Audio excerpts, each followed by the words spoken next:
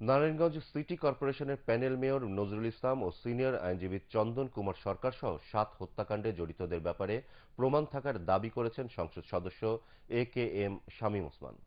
হত্যাকাণ্ডের প্রতিবাদে সিদ্ধিরগঞ্জের মৌচাকে আয়োজিত সমাবেশে তিনি বলেন, তার কাছে থাকা ৩ জনের কথোপকথনের একটি অডিও রেকর্ডই প্রমাণ করবে কারা এর সাথে জড়িত। তিনি বলেন, ওই রেকর্ডে কাউন্সিলর নূর হোসেন, আবু সুফিয়ান ও সেলিম হত্যাকাণ্ডের বিষয়ে পরামর্শ করে। অডিও রেকর্ডটি প্রশাসনের কাছে জমা দেওয়া হয়েছে বলেও জানান শামীম ওসমান।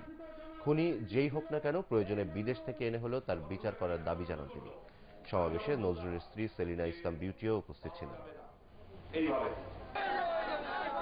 এতগুলি ছেলে নজরুল, আমতাজ, সফর, ইটন, সবসময় আমি চিনি, ছোটবেলা থেকে চিনি। নজরুলের যখন বিয়ে হয় তার আগে থেকে নজরুল চিনি।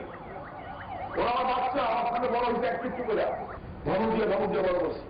এর আগেও গন্ডগোল হতো, মিলাই রাখছি, চেষ্টা করছি নির্দিল করে সবাই থাকুক না কেন।